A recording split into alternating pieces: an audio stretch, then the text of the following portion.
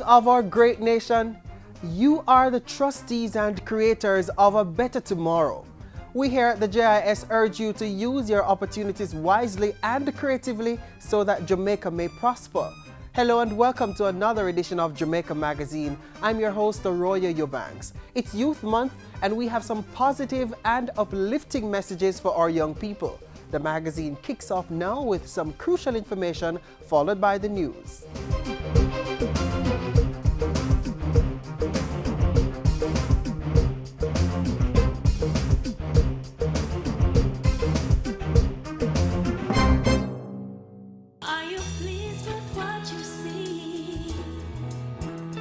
It could be that no matter what you say, you follow all of the parenting rules and all of the parenting tips, and your children going to go out there and still do something stupid. The most that you can do is teach them responsibility. Responsibility to take a step, stop, think for a minute. Foresight to see what can happen in the future if they do something. Don't be afraid to be a parent. They're children, and as parents we have to set up the necessary disciplinary structure so that they can grow and become positive citizens and good citizens of Jamaica. Because the bottom line is better parenting, better children, and ultimately what? A better nation. That's where we want to go. Don't forget, don't you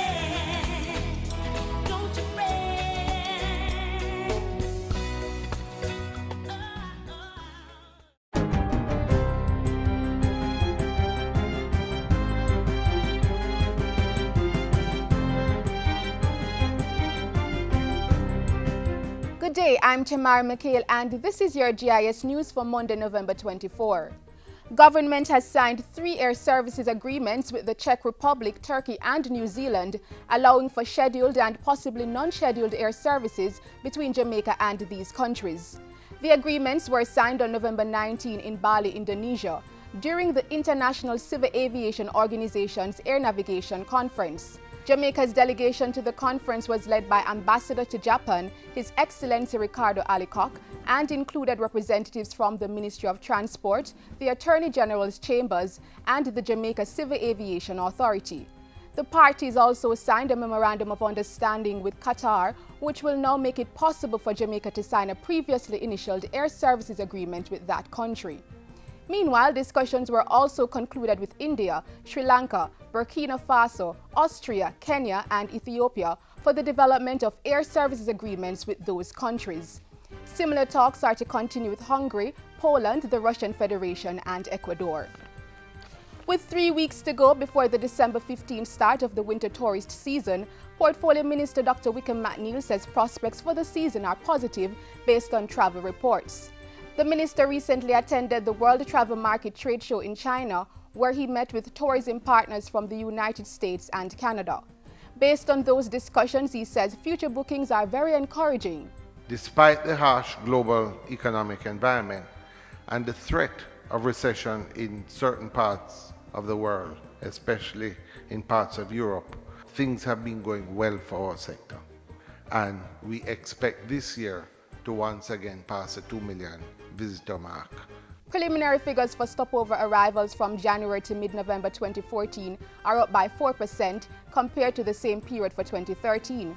Minister McNeil was speaking at the just concluded Tourism Outlook Seminar 2014 at the Montego Bay Convention Center. The Accident and Emergency Department at the Maypen Hospital has been upgraded and reopened to the public. Health Minister Dr. Fenton Ferguson was at Friday's reopening, which followed extensive renovations. And we will continue to make further investments in this region in both primary and secondary care. A new casualty department was constructed, as well as a new covered waiting area at a cost of over $17 million. The roof of the operating theater was repaired at a cost of $4 million, while $5.7 million was used to provide operating tables and delivery beds. Work was also done to upgrade the air conditioning system at a cost of $41 million. Identifying and preventing human trafficking is to be taught in local secondary schools. The Ministry of Justice has drafted a trafficking in persons curriculum that will be taught to students in grades 7 to 9. Portfolio Minister Mark Golding handed over the manuals to the Ministry of Education on Friday. He pointed out that global figures have estimated that 1.2 million children are trafficked each year across borders and within countries. The infusion of human trafficking into the secondary school's curriculum will ensure that over the next few years, every child who comes through the formal education system will be aware of the issue of human trafficking. This will substantially decrease their vulnerability. If we can strengthen our young people by appropriate information, then I believe that we will have made a valuable contribution to social capital and to the advancement of their lives and our country. And finally, persons with disabilities are being urged to register with the Jamaica Council for Persons with Disabilities, JCPD, in order to obtain a number of benefits. There are benefits in terms of economic empowerment grants that persons can get to start income generating projects, currently of up to $150,000 for individuals and $400,000 for groups of persons with disabilities. Ms. Hendricks was speaking at a recent GIS think tank. She pointed out that persons could also get help with assistive aid devices and more. The JCPD is currently celebrating its 40th anniversary under the theme, Honoring the Past, Reshaping the Future. Disabilities Awareness Week will be celebrated from November 30 to December 7. And that's it for GIS News today. I'm Tamara Mikhail. Thank you for watching.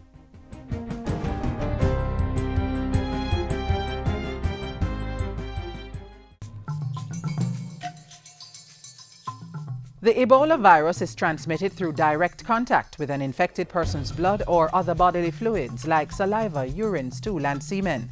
Symptoms of Ebola include sudden fever, intense weakness, muscle pain, headache, and sore throat. This may be followed by vomiting, diarrhea, and rash, and in some cases both internal and external bleeding, leading to death. Protect yourself. Avoid travel to Ebola-affected countries. Avoid contact with infected persons. Don't touch the body of someone who has died from Ebola.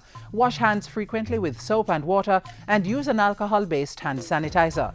To know more, call 1-888-663-5683.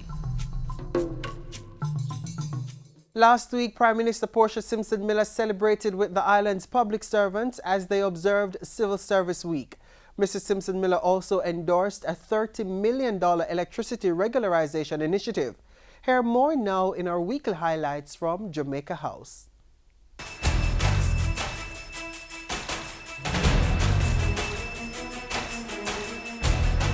More than 100 Jamaicans receive land titles, $30 million electricity regularization program launched, and 393 civil servants honored during Civil Service Week.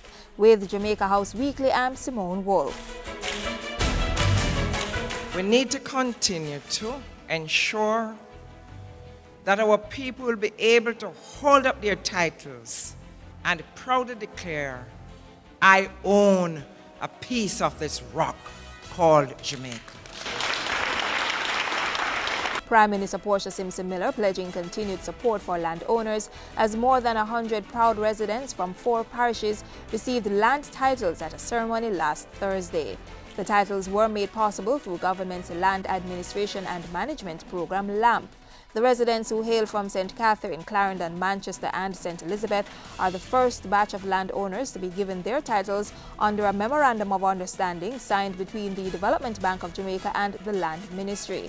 Under the agreement, more than $90 million in grant funding will go towards helping landowners complete payments to LAMP. 2,000 titles are expected to be delivered to residents across several parishes by 2015. On Tuesday, Mrs. Simpson Miller threw her support behind Project Step Up, an initiative geared towards regularizing electricity in 7 communities in Kingston and St. Andrew. And I want people who are less fortunate not only to be able to access the electricity, but to step up in a life, as they would say in our inner cities. Because that woman who can do nails and can do hair, and the young men that can do barbering with electricity, and they do not have to steal it, they can create their own jobs. The 12-month, $30 million project is a partnership involving the Jamaica Public Service Company and the Jamaica Social Investment Fund. Communities to benefit are McGregor Gardens, Denham Town, Tower Hill, Arnett Gardens, Whitfield Town, Payneland, and Majesty Gardens. The project is geared towards eliminating electricity theft and improving the communities by funding infrastructure services so legal electricity connections can be made. Under the initiative, community members are also expected to benefit from energy audits and skills training by the Heart Trust NTA.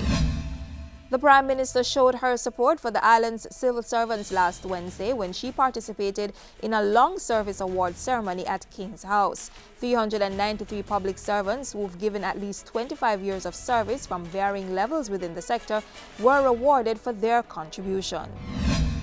Prime Minister Portia Simpson-Miller also focused on literacy last week. At a scholarship awards ceremony for 100 youth and adult learners to pursue courses offered at the Jamaican Foundation for Lifelong Learning, Mrs. Simpson-Miller reiterated government's commitment to enabling all Jamaicans to access education. In a speech read by Spanish Town Mayor Norman Scott, the Prime Minister said there was no better way to assist in molding a person than by providing access to education. The scholarships, worth a total $500,000, have been offered by the Jamaica Biscuit Company Limited.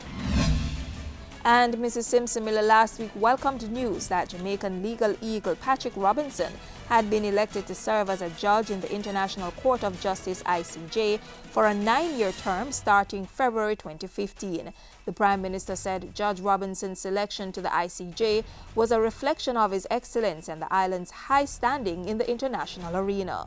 And that's it for this week's Jamaica House Weekly. Join us next time for the latest stories coming out of the office of the Prime Minister.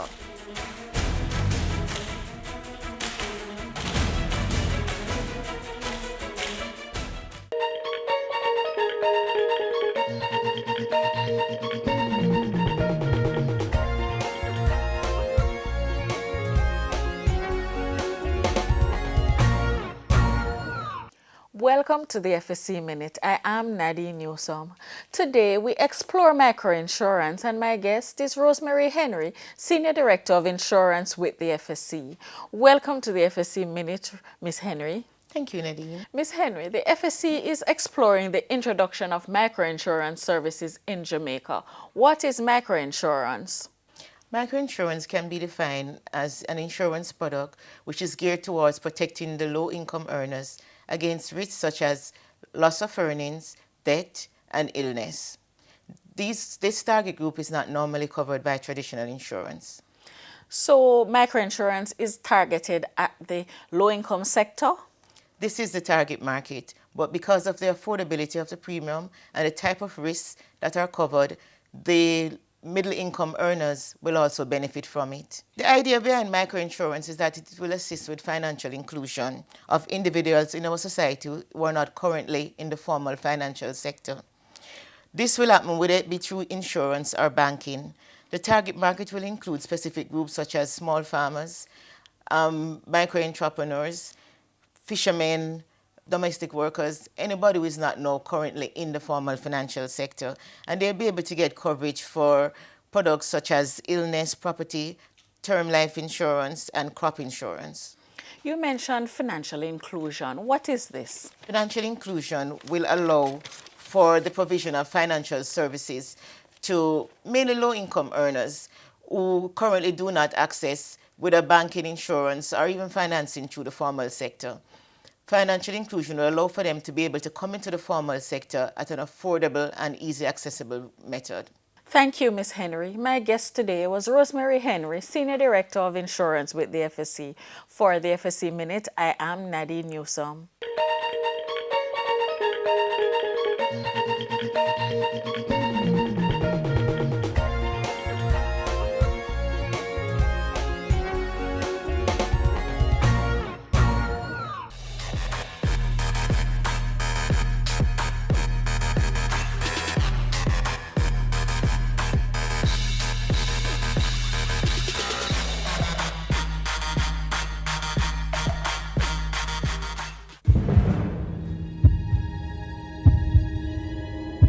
What are you doing to help the fight against crime? Sitting on the corner, minding your own business, definitely not going to work. It is time for us to unite. Unite. Unite for change. Citizens coming together to make their respective communities safer. The police, schools, public health, business, churches, NGOs, parents and neighborhood watch volunteers. As we, the police, do our job, we as citizens need to do our part as well. Report crimes or even suspicious activities. Let's all work together as one united front against crime. And make Jamaica the place of choice to live, work, raise families, and do business. Unite for Change, an initiative of the Ministry of National Security. The government is steadfast in its drive to empower every citizen to reclaim the island from crime and violence. And that's the primary aim of the National Security Ministry's Unite for Change campaign. A major target of the campaign is young people and providing opportunities to empower and uplift. The Ministry of National Security has been using a three-step public health approach to tackle Jamaica's crime problem. Under steps 1 and 2, gang activities will be interrupted through sustained police and military operations, preventing the spread of criminal activities. Step 3 provides an opportunity for everyone to participate. Emphasis is being placed on changing the behavior of citizens. To facilitate this, the National Security Ministry brought stakeholders together at the Unite for Change National Forum on Youth Violence Prevention. Unite for Change is the vehicle through which the National Crime Prevention and Community Safety Strategy is being implemented, a decision taken by Cabinet on October 28, 2013. And since the program was launched in December 2013, hope is being rekindled in the society, and law-abiding citizens have been coming together to create a more caring, gentle and safe society in a bid to reduce crime. Now, with unattached young people participating in violent crimes, the National Forum on Youth Violence Prevention held in January engaged over 1,000 persons to share best practices on how to prevent young people and the society at large from getting involved in crime. Your presence here signals your commitment to being a part of the Unite for Change initiative, which seeks to catalyze action around breaking the cycle of violence in our society. One by one, the presenters outlined some of the factors that led to persons committing criminal acts. The root cause of violence is exposure to violence, sometimes very quick, as in the example of a retaliation or a gang war, sometimes slow, such as someone exposed to child abuse grows up to become a child abuser decades later. So it's this exposure that's causing something in the brain to cause people to be likely to do it. They're not reading how they should be reading. They're withdrawn. As I said, they have a history of parental neglect, often because the parent has been murdered, incarcerated, or just simply the parent is incapacitated in other ways. They may be fighting, or they've had a history of sexual or physical or any form of emotional neglect. What we know is that we have people exposed to risk factors, and if they are in dysfunctional families, if they do have social disintegration and inequality and poor education, they land up in youth violence. So, what's the plan to tackle the problem? Through the 4 pillars of the Unite for Change initiative, stakeholders will be able to implement, coordinate, and assess existing programs. The first pillar is crime prevention through social development.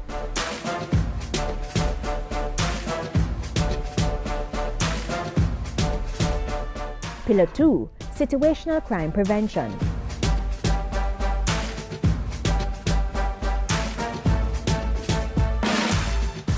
Pillar 3, effective policing and justice processes.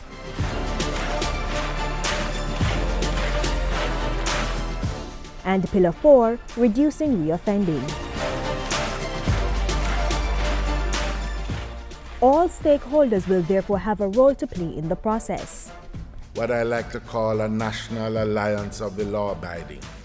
That is to say, a coordinated effort on the part of citizens from all walks of life. We don't have to reinvent the wheel.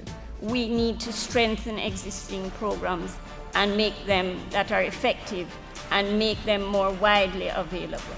Activities may include interactive sessions with children to identify and treat behavioral problems, strengthening nutrition, greater parental support, recreational activities, skills training, and mentorship programs. Through the Unite for Change campaign, it is expected that government institutions will increase their capacity to prevent, reduce, and control crime. Citizens are also expected to participate more in community safety activities. We expect sustained reductions in the fear of crime and related risk factors, and we expect a reorientation of residents away from a culture of violence, antisocial behavior, and attitudes. A secretariat within the Ministry of National Security will be assessing the expected outcomes while tracking the progress made. To ensure that the Unite for Change program is achievable, persons will be encouraged to volunteer to support crime prevention activities in terms of mentorship and support. The public and private sectors, churches, and non-government organizations will also strengthen their relationship. So, how did persons react to the Unite for Change initiative and the Forum on Youth Violence Prevention? Mr. Bunting, what he has done today for this forum, it has been great. The presentations also, I have learned a lot, especially the youth empowerment. So it has been good. The entire day so far has been motivating, and we are going to take back from here added information that we can add to what we are presently doing. I find the presentation which likened crime to an epidemic and really showing the characteristics of a contagious disease and how it spreads, I thought that was illuminating. We can take the precautionary measures and the proactive measures that have been outlined in going forward, ensuring that our communities are safe, ensure that violence is treated as it really should be treated. Unite for Change National Forum on Youth Violence Prevention, mobilizing stakeholders to share best practices while coordinating efforts to help in the fight against crime. Hi, this is Tessan, and I want all you young people to listen to me very carefully. Crime doesn't pay.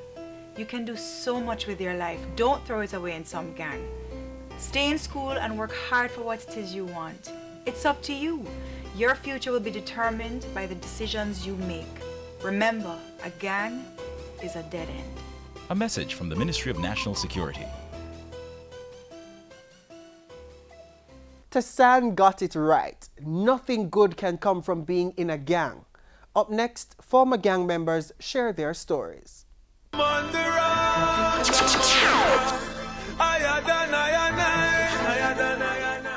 I was like a rebellion against the system, but that never was the way, Virgin. I was convicted and sent to prison.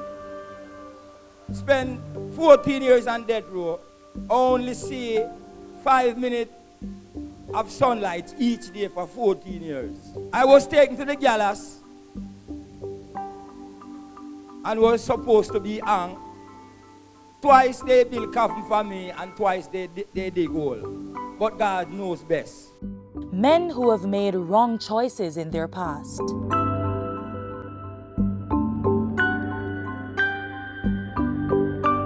These are men who were either incarcerated or persons who were informal enforcers, as we say in Jamaica. These were persons who had no regard for law and order, who have actually, by whatever means possible, by whatever stimuli, have actually decided that they don't want that life anymore. They want to actually be positive role models in society. Now they are sharing their experiences with the determination of reaching out to the youths and even their peers to not make the same mistakes they did.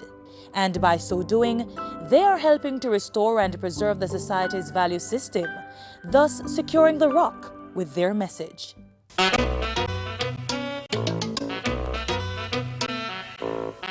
Changetown youths, top up love, delete violence.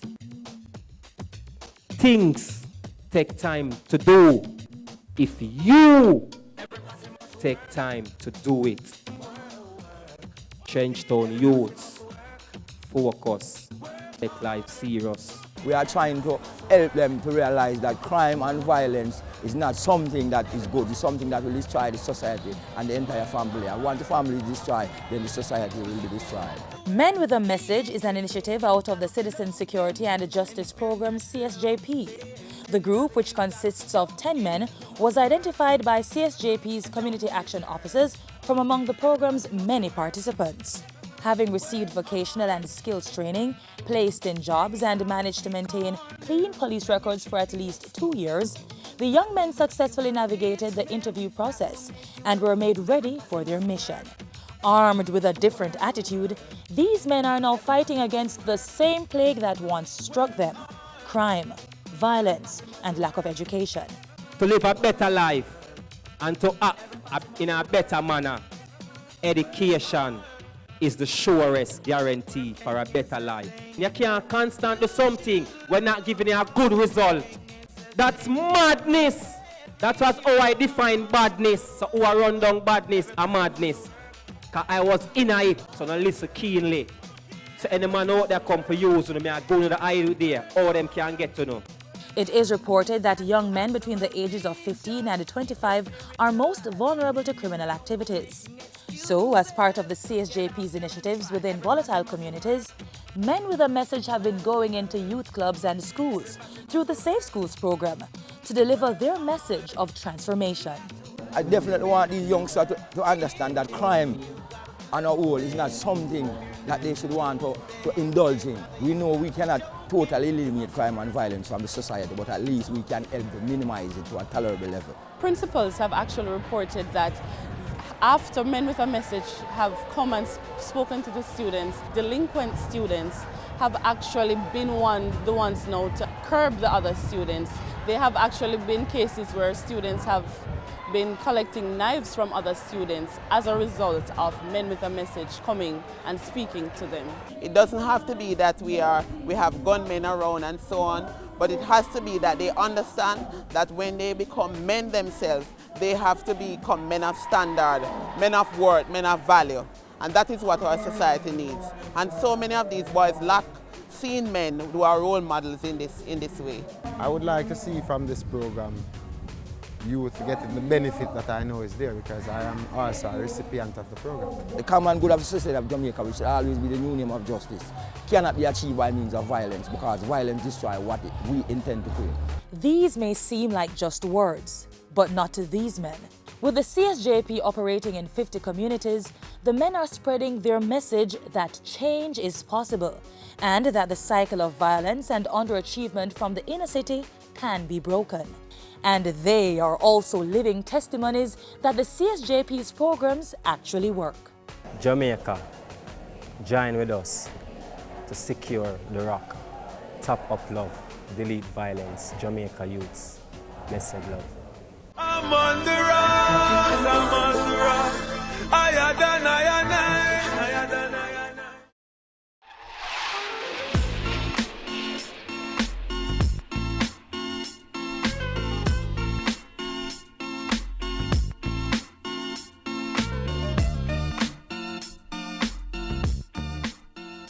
And that's our show. We hope you were informed and entertained.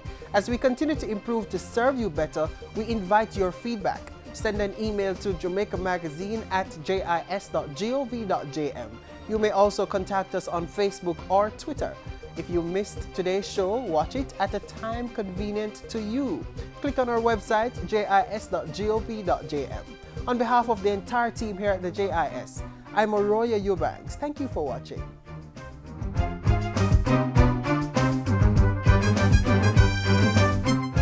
This has been a production of the Jamaica Information Service, the voice of Jamaica.